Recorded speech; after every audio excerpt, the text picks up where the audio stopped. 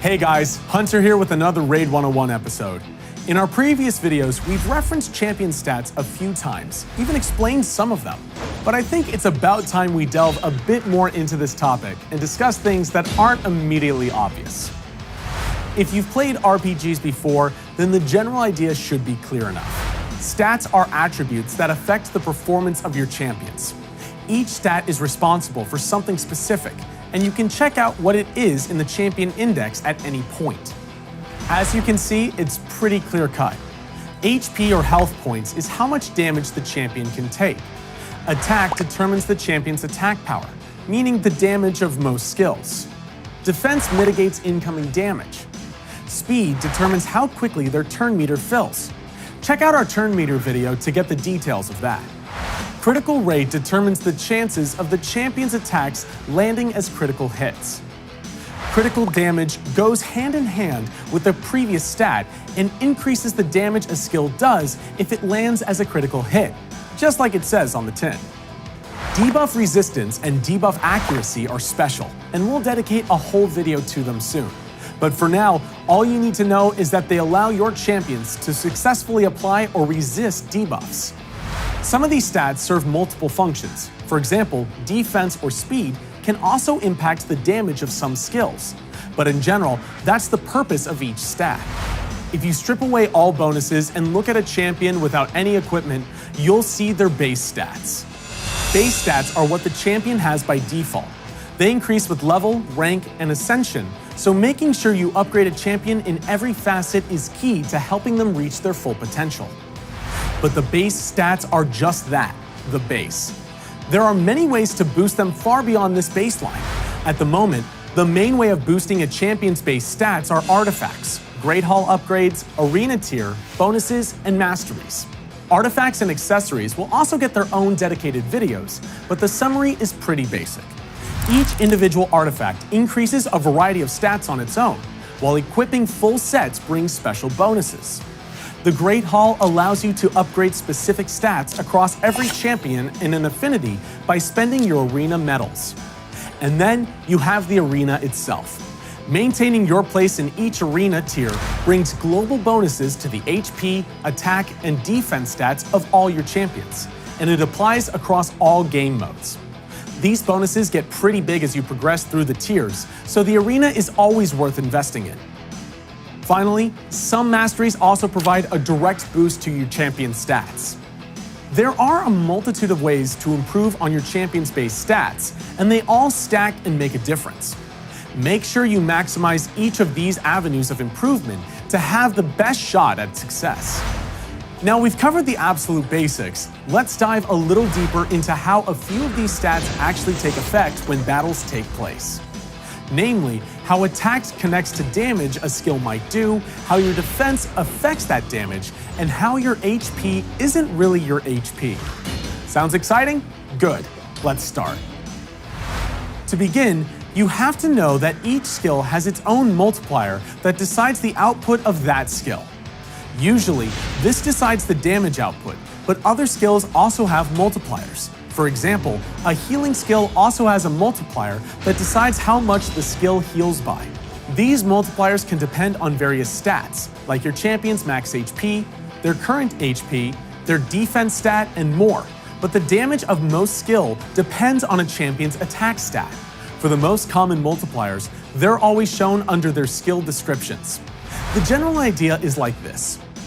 Let's say your champion has a 1000 attack and the skill's multiplier is 2. 2 times 1000 is 2000, so that skill will output 2000 damage. This is the raw output, but there are other factors that come into play too. This number hasn't yet taken into account the effect of the attack landing as a weak, strong, or critical hit, where the amount will either be decreased or increased depending on the outcome. Then, of course, if you do get a critical hit, you'll also benefit from any bonus crit damage you've stacked on your champion. But let's throw that out the window right now and work in a vacuum. We're talking about basic damage. So again, 1000 multiplied by 2 is 2000. 2000 damage, right? That's the basic calculation for how much damage the skill outputs. But the actual damage an enemy champion receives will be different.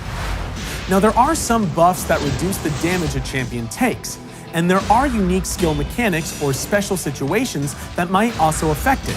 But broadly speaking, the amount of damage a champion receives from an attack will depend on their defense stat. A champion's defense stat mitigates the incoming damage, so the amount of HP a champion loses is not always equal to the amount of damage a skill outputs. That's an important distinction to make, so I'll say it again. Damage output is not equal to HP loss. Let's talk a bit about how damage mitigation works. Going back to our initial example, we're putting out 2,000 damage. It's not a realistic scenario, but for the sake of example, let's say the enemy champion had 0 defense. In this case, there's no defense stat there to mitigate or to reduce the damage, so the enemy champion will eat all 2,000 damage from that skill. Well, around 2,000 anyway. There's a random component in the big damage formula that's used everywhere, so the same attack used against the same target under the same circumstances is going to have a bit of variance. That's normal. With 0 defense, a champion with 1,000 HP would be killed by an attack that does 1,000 points of damage, since every point of damage would convert to a single health point. He'd be knocked down to 0 HP and knocked out of the fight. But this is where the enemy's defense stat comes in. Defense mitigates that damage, meaning that the damage a champion takes is reduced according to how much defense they have. In reality, this is where 1,000 damage output from a skill doesn't equal 1,000 damage received and 1,000 HP lost by the target, and this ties into your champion's HP and defense. If a champion has 10,000 HP, it doesn't mean that the enemy needs to do 10,000 damage from their skills to defeat them. They actually need to do a whole lot more, and this is down to a champion's effective HP. Effective HP comes from a combination of a champion's raw, flat HP value, like 10,000, and their defense stat. Their effective HP is the amount of damage, given their total HP, and damage mitigation from their defense stat that it would take to reduce their HP to 0. The higher both of these stats, the higher the champion's effective HP. This is because the higher the champion's defense stat, the more damage is needed to take each point of health from that champion. This is why if you pit 2 champions against each other with hugely different defense stats but similar HP, one will take far fewer hits to kill than the other. Let's take a high defense champion like Templar and pit them against a fast, powerful attacker like the Conqueror. Templar has more def by default, so even if we give Conqueror a little bit more HP than Templar with some artifacts, assuming we don't touch defense, Conqueror will still take less damage to kill than Templar would. Why? Because higher defense results in higher damage reduction, meaning that for every point of Templar's HP, the attacking champion needs to deal more damage. Let me try and clarify this with a couple of examples so you can see how it works. Now, when we talk about damage reduction, we talk about it in percentages. So let's see how much defense you need to reduce the damage taken by a certain amount. To reduce the damage by 15%, a champion needs 290 defense. That's incredibly low and is easy to reach even without artifacts. But let's scale it up. To reduce damage by 30%, a champion needs 655 defense. If you're quick with math, you might have realized that the numbers don't quite add up, and you'd be right. And so are the numbers. This is because damage reduction through defense doesn't scale linearly. This means the first 15% of damage reduction costs you fewer defense points than the next 15%. The same applies to the next 15% of damage reduction, and so on and so forth. You've probably heard of this, and it's called diminishing returns. If we were to plot this on a graph, damage reduction from defense would fall on a curve, not a flat line. And yeah, graphs are boring, so what does this mean for real humans?